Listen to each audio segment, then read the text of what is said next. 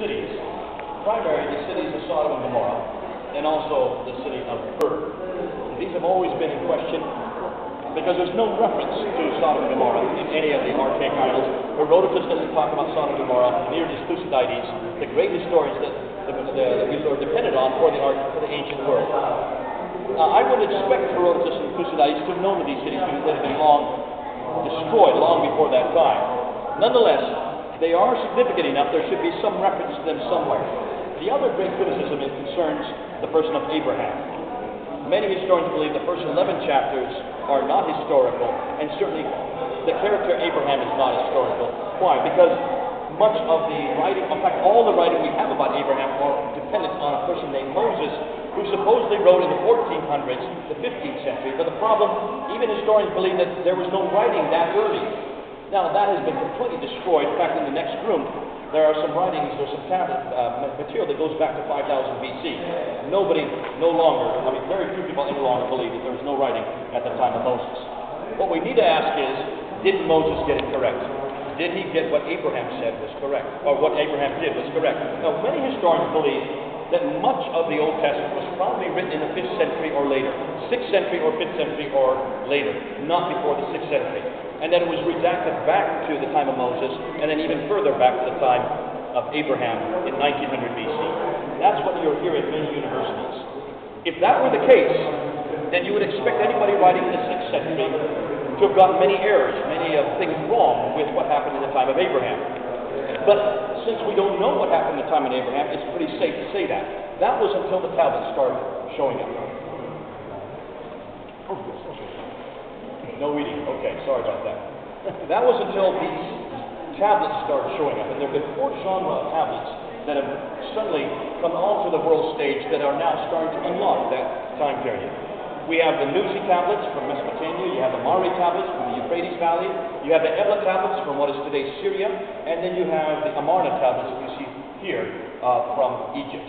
Let's look at these tablets, because these tablets now are unlocking an awful lot of the material that is going to help corroborate what we see in the Genesis account.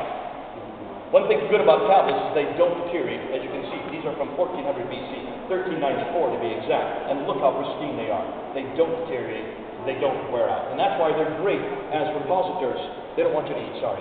As repositories of history. And let's go back at the bottom of your page, and let's start with the Mari Tablets. The Mari Tablets from the Euphrates Valley mention things like Arioch, which is found in Genesis 14. They mention the towns of Nahor and Harran, which is found in Genesis 24, verse 10, as well as names such as Benjamin and Habiru. Hold on to that word Habiru. We're going to come back to that. Let's turn the page to page 9. What's more exciting were the Nuzi Tablets that were discovered. The Nuzi Tablets were written between 2000 BC and 1800 BC. And they were written in the same area that Abraham would have lived, in the same time period that Abraham would have lived, because he's from 1900 BC.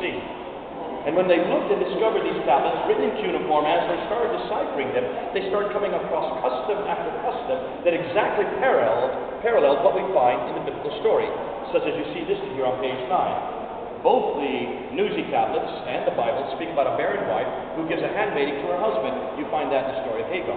That a bride is chosen for the son by the father. You find that in the story of Rebekah. That a dowry is paid to the father-in-law. You find that in the story of Jacob, along with the work that is done to pay off the dowry. The unchanging moral will of a father is found in the story of Isaac, and that a father gives his daughter a slave girl, that you find in the story of Leah and Rachel. And if there's a sentence of death for stealing a colt god, you find that in the story of Jacob. These are exactly parallel to the biblical account. But here's what's interesting. After the 1800s, most of these customs were out of date. They no longer were used. So how could someone in the 6th century have known of these customs and have got them so accurate? Because they no longer existed in the 6th century. What is more interesting, they didn't even exist at the time of Moses. What's more, Moses wasn't living there. He would have known nothing about these customs.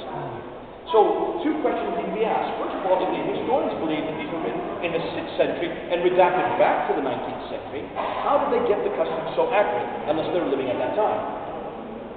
But then you need to ask them, how did Moses get it so accurate? Because he wasn't living at that time, nor was he living at that place.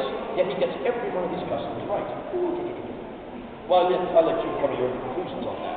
But that's how accurate the Bible is proving to be. Let's ask about those two cities of Sodom and Gomorrah. We want to solve that problem as well. What are we going to do with these two cities? There's no reference to them. They should be pretty important. Obviously, they're important in the Genesis account, but they're not referred to in any ancient material. That was until they came across one of these mounds in the desert that we talked about downstairs. These tells, called Tel Marduk in this case, in Syria. When they came to this tell, they started digging down. As they dug down, they came to the 2300 year period, 2300 BC. That's 400 years before Abraham. When they came to that period in the sand, they found an entire city that had been abandoned. As they started digging out different buildings, they came across one building and one room in that building whose roof had imploded on itself, and on the floor of that room were 17,000 tablets. As they started looking at these tablets and deciphering, much like the tablets you see up here, they came across one tablet that mentioned 5 cities: Sodom, Gomorrah, Admah, Zebulun, and Zoar. You've heard those cities before, haven't you?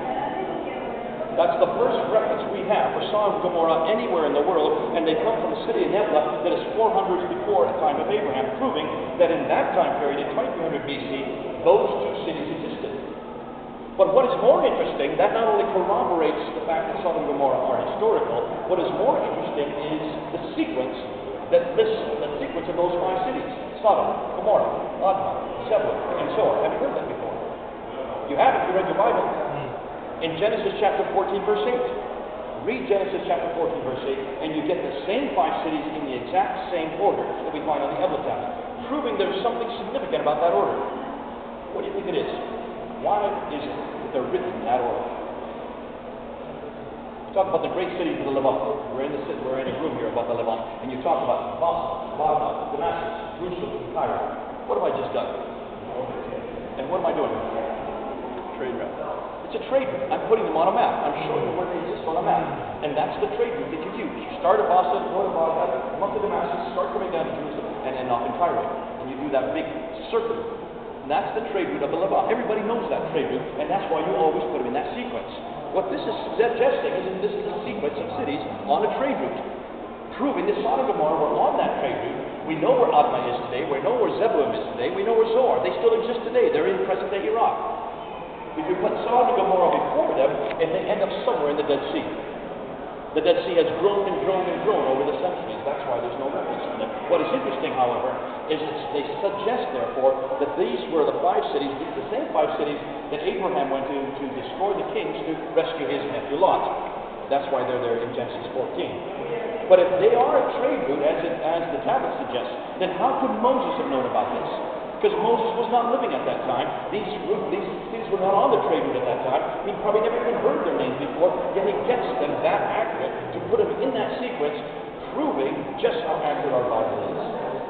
Now, I don't ask it to be that accurate. It just so happens to be. But isn't it great? Isn't it good?